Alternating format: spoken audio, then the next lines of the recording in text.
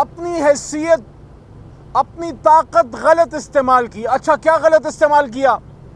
یہ غلط استعمال کی کہ پاکستان کے غریب عوام کے بچوں کے لیے ایک ایسی یونیورسٹی بنائی جہاں ان کو مفت تعلیم دی جائے گی۔ یعنی وہ لوگ جنہوں نے پاکستان پہ اربوں روپے کا ڈاکہ لگایا ہے، پاکستان کا خزانہ آج جو خالی ہے اور ہم قرضوں اربوں کھربوں کے قرضے تلے ڈوبے ہوئے ہیں، اس پہ تو کوئی سوال نہیں۔ جن کے پاکستان سے باہر اربوں روپے کی پراپرٹیاں ہیں ان پہ تو کوئی سوال نہیں۔ جن کی اقتدار میں آ کے ملے 1 سے 2 اور 2 سے 10 اور 10 سے 20 ہوئیں، ان پہ تو کوئی سوال نہیں۔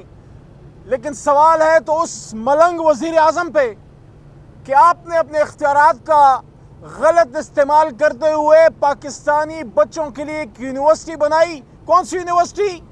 جس میں مفت تعلیم دی جا رہی ہے۔ جائے گی نہیں، جا رہی ہے، بچے مفت پڑھ رہے ہیں۔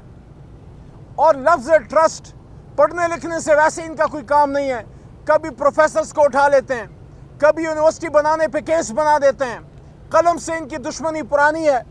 لیکن کوئی ان کو یہ سمجھائے کہ اللہ کے بندو، جب لفظ ٹرسٹ آ گیا وہاں بینیفیشری کا تو کانسیپٹ ہی ختم ہو گیا۔ اس ٹرسٹ سے جناب عمران خان صاحب اور ان کی اہلیہ محترمہ جو کہ گھریلو خاتون ہیں، ان کو کیا فائدہ ہونا ہے؟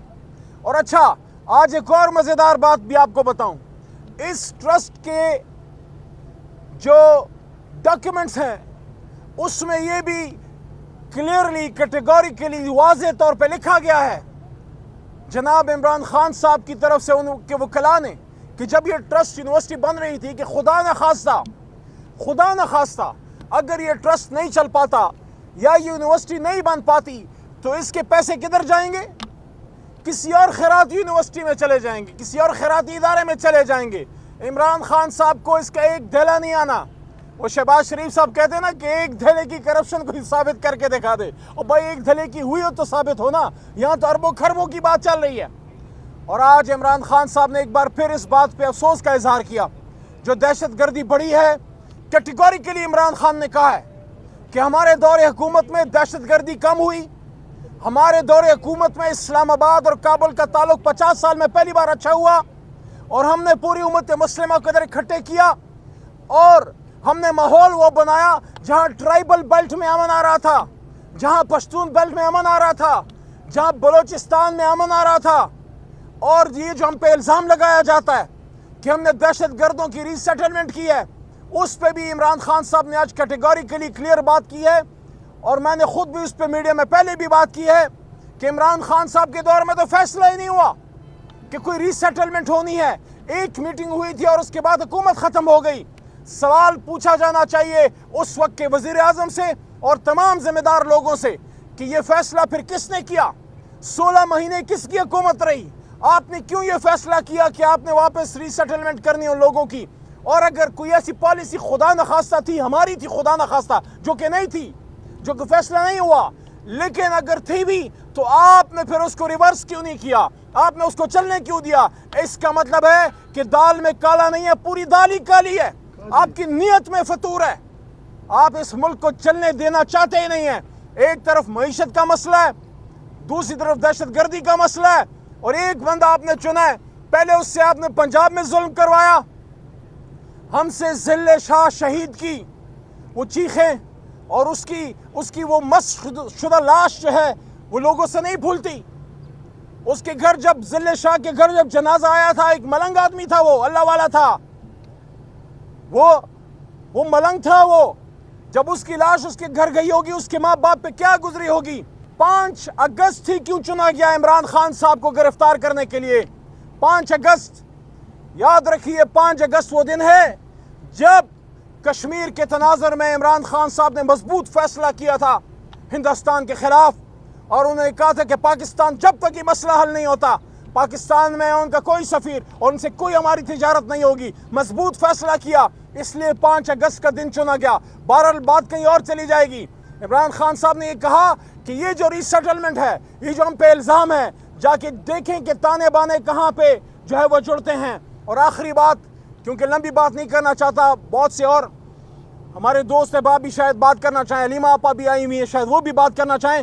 عمران خان صاحب نے جوڈیشری پہ کلیئر بات کی ہے کہ اگر عدلیہ، کیونکہ تمام ادارے بیٹھ چکے ہیں، لوگوں کی توقع اب کسی ادارے سے رہ نہیں گئی، کوئی کسی ڈپٹی کمشنر کے آفس جا کے انصاف لینے نہیں جا سکتا، کوئی کسی ایس ایچ او کے پاس نہیں جا سکتا۔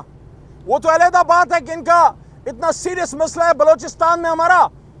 تو آج اگر دوبارہ سپریم کورٹ پہ ایسا کوئی حملہ ہوتا ہے، کسی آئینی ترمیم کی آڑ میں، کسی جوڈیشل پیکیج کی آڑ میں، اگر سپریم کورٹ یا جوڈیشری پہ حملہ ہوتا ہے، عمران خان صاحب نے کہا ہے ہم پھر سٹریٹ موومنٹ کی طرف جائیں گے، ہم پھر پروٹیسٹ کال لیں گے، پورے ملک میں اپنی عدلیہ کے ساتھ کھڑے ہونے کے لیے پھر ہم سٹریٹ موومنٹ میں جائیں گے۔ اور 8 ستمبر کے جلسے کے حوالے سے ان کا یہی کہنا ہے کہ اس پہ سب نے نکلنا ہے، سب نے آنا ہے، اور انشاءاللہ ایک تاریخی جلسہ ہوگا جہاں انصاف کی بات ہوگی، جہاں مینڈیٹ کی واپسی کی بات ہوگی، جہاں عدلیہ کے ساتھ مضبوط کھڑے ہونے کی بات ہوگی، اور جہاں پاکستان میں حقیقی معنوں میں رول آف لا یعنی قانون کی حکمرانی کی بات ہوگی۔ اور میرے پاکستانیوں، میرے دوستوں، جتنے لوگ مجھے سن رہے ہیں، پاکستان کے مسائل کا حل اس میں نہیں ہے کہ ملک کے سب سے بڑی جماعت کو سائیڈ لائن کر کے سب سے بڑے لیڈر کو جیل میں چنوا کے عمران خان صاحب، میں تو ہر دفعہ اڈیالہ میں یہ کہتا ہوں کہ عمران خان صاحب تو 2.5 سال سے حکومت سے باہر ہیں، 1.25 سال سے جیل میں ہیں، پھر مسئلے کیوں حل نہیں ہو رہے؟ اگر مسئلہ ہماری وجہ سے تھا، اگر مہنگائی ہماری وجہ سے تھی، اگر لا اینڈ آرڈر کے مسئلے ہماری وجہ سے تھے، تو اب تو آپ حکومت میں ہیں۔ اب مہنگائی کم کیوں نہیں ہو رہی؟ اب بجلی گیس کے بل کیوں زیادہ ہیں؟ اب روز لوگوں کو کیوں اٹھایا جا رہا ہے؟ لوگوں کو کیوں مارا جا رہا ہے؟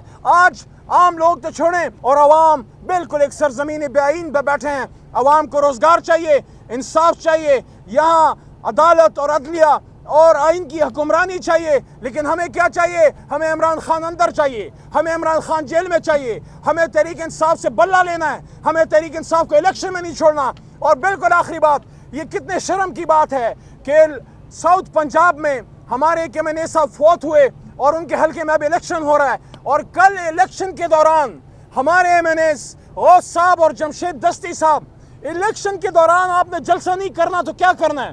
آپ نے کیا کرنا ہے؟ سبزی بیچنی ہے؟ آپ نے اگر الیکشن کمپین کے دوران آپ نے جلسہ نہیں کرنا، ایک کارنر میٹنگ میں گھر کی 4 دیواری میں جمشید دستی صاحب اور غوث صاحب، ہمارے 2 سٹنگ ایم این ایز، اپنا پروگرام کر رہے ہیں کارنر میٹنگ، اور پولیس والی آتے ہیں۔